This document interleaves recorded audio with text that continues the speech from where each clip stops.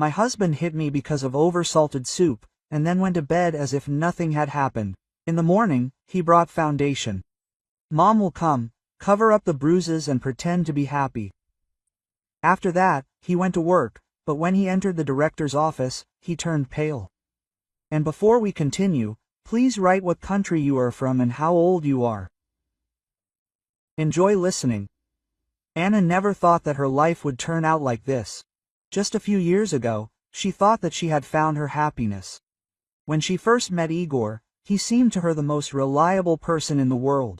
He knew how to court her beautifully, gave her flowers, opened doors, recited poems to her by heart. Although later she realized that these were not his poems, but lines she had seen somewhere on the internet. But then everything seemed real. She was blinded by his attention and confidence. Igor knew how to make an impression.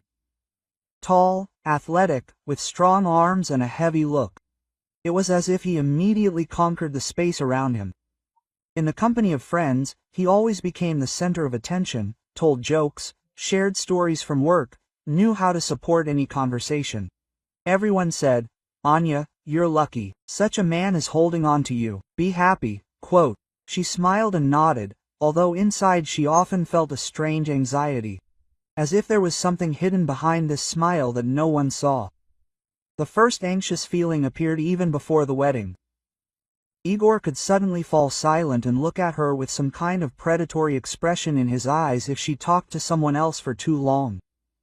He demanded a report. "Why did you text your friend at night? Why didn't you answer my call right away? Who is this man you greet so joyfully?" At first, this seemed to Anna to be a manifestation of jealousy, even care. She laughed, hugged him, said, "Oh, what are you saying? I'm only yours." But gradually jealousy turned into control. After the wedding, Igor insisted that they move into his apartment. It was spacious but cold. The walls were covered in gray wallpaper, the furniture was strict, there were no cozy details. Anna tried to liven up the space, hung light curtains, put up frames with photographs, brought in pots with flowers. But Igor winced. "Take this off. Remove these tasteless pictures. This is not women's trash. This is my home." She obeyed. With each photograph taken, it seemed to her that a part of herself was disappearing along with it. The first minor quarrel seemed something ordinary. He could yell at her for undersalted food, for the fact that her shirt was not ironed properly, for the fact that she chatted too much with her neighbor. Then there were periods of peace. He gave gifts, bought jewelry, took her hand on the street. Anna got used to thinking that this was how it should be. All families have ups and downs. But one day something happened that became the first blow in the literal sense. Anna forgot to buy his favorite wine for dinner. Igor came back angry, tense. She smiled and said, "It's okay, I'll go to the store tomorrow." In response, he raised his hand and hit her on the cheek.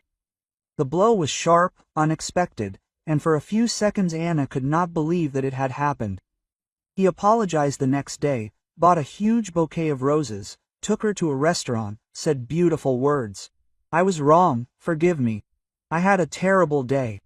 It will not happen again." And she believed. But it happened again.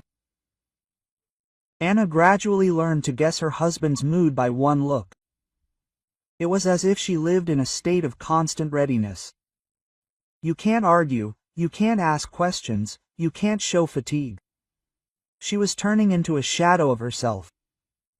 Her friend Olga saw the changes.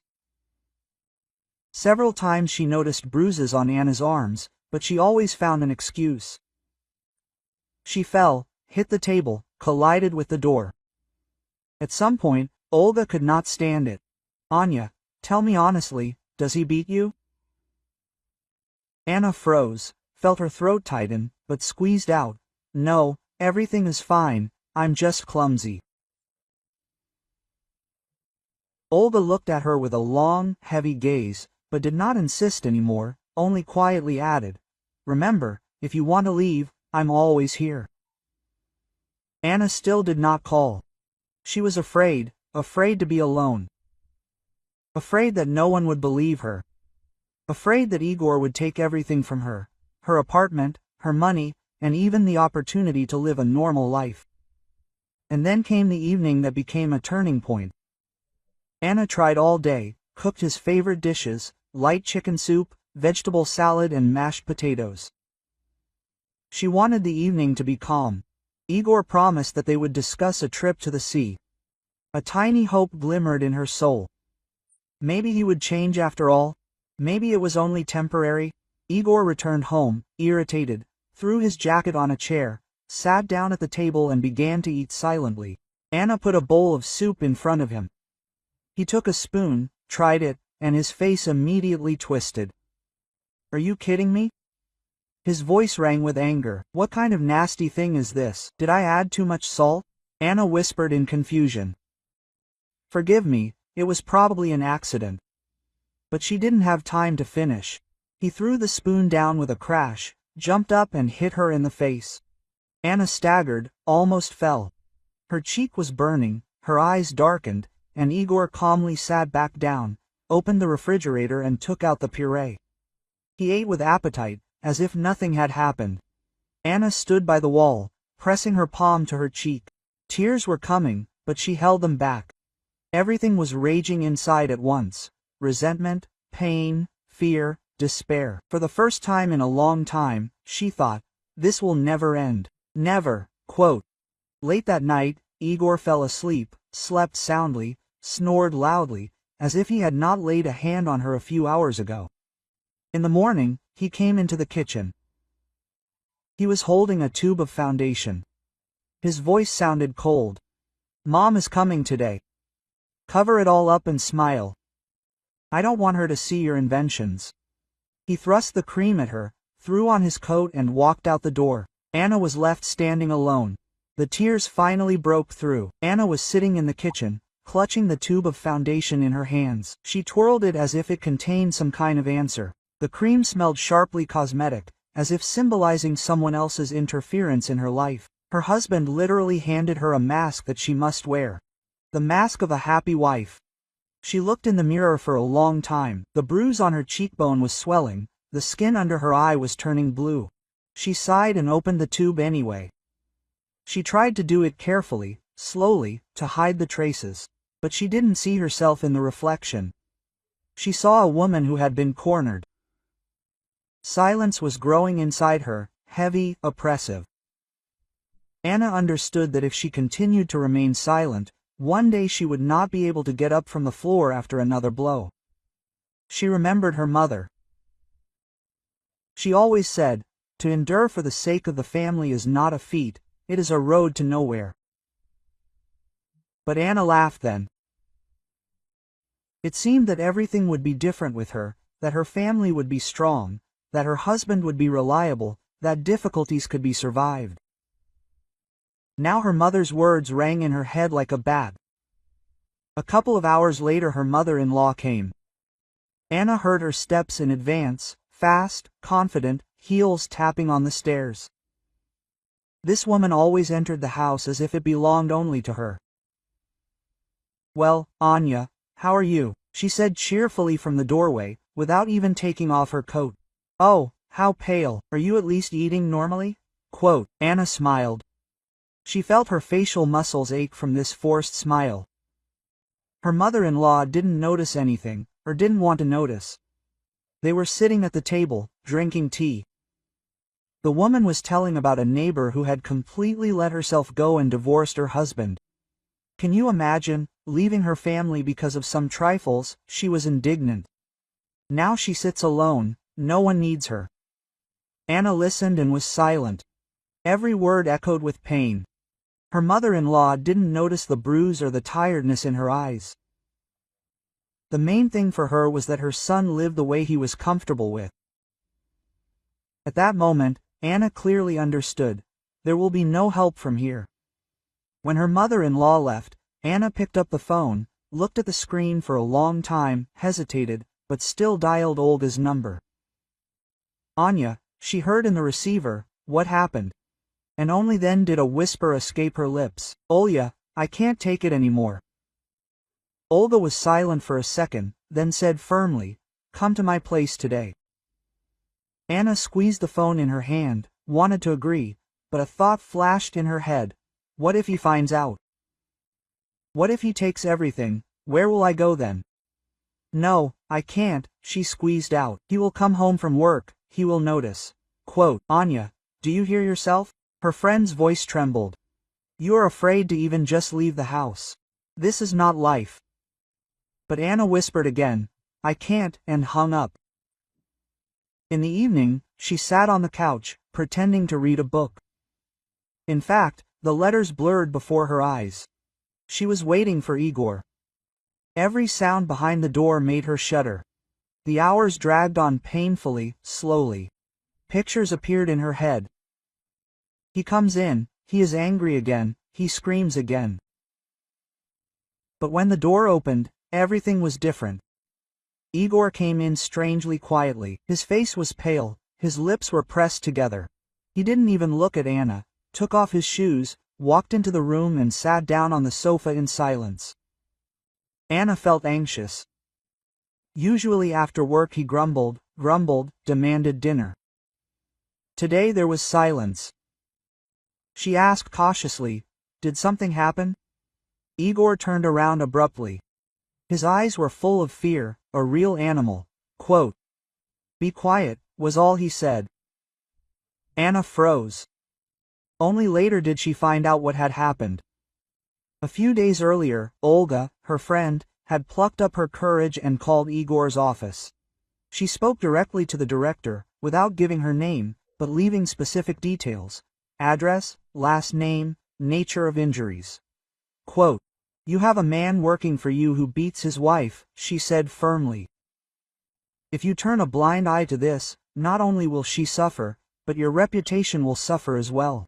The director was skeptical at first, but the call coincided with the fact that the neighbors had already complained several times about the noise and shouting from Anna and Igor's apartment.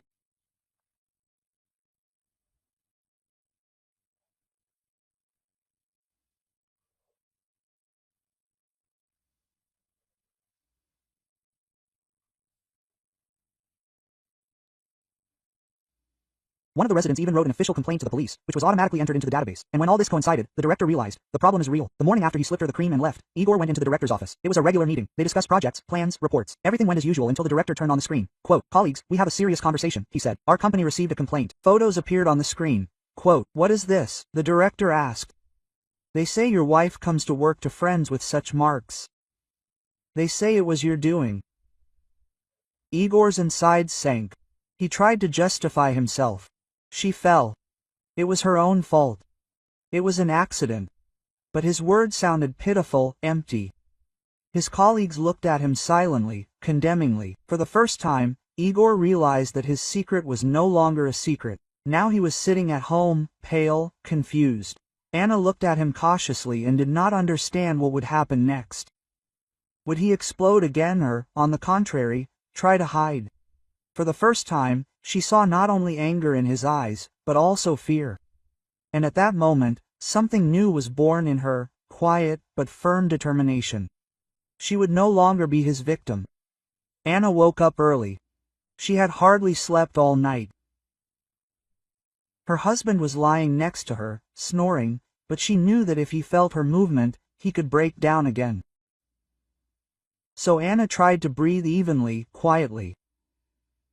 With the first rays of the sun, a thought that she had tried to push away sounded in her head. This is a chance. Now or never. Igor sat in the kitchen, gloomy, drinking coffee and not raising his eyes. His fingers nervously tapped the mug. "Where are you going?" Anna asked cautiously when he put on his jacket. "To work?" he said briefly. "To the director's again." He looked at her sharply. His gaze mixed rage and anxiety. "How do you know?" She lowered her eyes. She understood that if she said too much, it would be worse, so she answered quietly. She guessed. Igor silently slammed the door and left. Anna stood in the kitchen, holding on to the table so as not to fall. His nervousness frightened her even more than his shouts and blows, because now he was not in control of the situation, which meant that he could break down at any moment. In fact, Igor was not going to work. He was walking to the carpet to see the director, where they were already waiting for him. Quote, "Do you understand the situation you're in?" the manager said coldly. "A person who is accused of domestic violence cannot work in a company where we are building a reputation." Igor tried to justify himself, talked about family quarrels, about women's whims, but his voice sounded pitiful. Quote, "I'll give you time," the director said. "But if even one word is confirmed, you can say goodbye to your position." Quote, for Igor, this was worse than a blow. Work was the only place where he felt strong. Now the ground was slipping out from under his feet there too. Meanwhile, Anna was sitting in the kitchen, going through her thoughts. Her phone vibrated again and again from Olga's messages. "Anya, come to me. I will help. You are not alone. Please, don't wait until it gets worse." She reread these words and for the first time in a long time, she felt warmth. Olga did not judge, did not press. She was just there. Anna went to the mirror and looked at her reflection again. The bruise had faded, but it still gave her away. At that moment, something clicked inside. "I will not hide anymore." She opened the closet and took out an old suitcase. She put her things in it. Not much, only the most necessary. Documents, some clothes, a few photos of her parents. Her hands were shaking. Each movement was accompanied by a thought. What if he comes in? What if see? But fear did not stop her. In the evening the door slammed again. Igor came in, tired, angry, with a bottle in his hand. The smell of alcohol spread throughout the apartment. "What are we having for dinner?" he asked, without even looking at his wife. Anna clenched her fingers. She knew, this is it, the moment of testing. She could again obey, set the table, pretend that everything was fine or say what had been brewing in her soul for a long time. She took a deep breath and firmly said, "There will be no dinner." Igor froze. He turned slowly, like an animal that sensed a threat. "What did you say?" "There will be no dinner, and I will not be here anymore." He threw the bottle against the wall. The glass shattered. Splashes of wine ran down the wallpaper like blood. "Are you crazy? You would be nothing without me. No one will take you." Anna did not retreat. For the first time she looked at him directly. "Better to be alone than with you." These words set him on fire. He stepped forward. His hand rose, but at that moment the phone rang. Igor froze. The director's number appeared on the screen. He hesitated, then answered, "Yes, I'm listening." His voice changed. "What? An inspection?" "No, I'll figure it out." He turned even paler, fell onto the sofa like a deflated balloon. Anna saw that he was breaking down. Work, reputation, power, everything was collapsing. And for the first time she felt no fear, only cold determination. While he sat there, buried in his phone, Anna quietly picked up the suitcase. Her heart was pounding so hard that it seemed to be audible throughout the entire apartment. She went into the hallway and put on her coat. Igor raised his head. "Where are you going?" She looked at him calmly, "Where I am respected," and went out without waiting for an answer. The air outside was cold and fresh. For the first time in a long time, she took a deep breath. The suitcase was heavy, but it became lighter with every step. The phone rang. It was Olga. "Anya, where are you?" Anna smiled through her tears. "I'm coming to you." And at that moment she realized that her life was just beginning.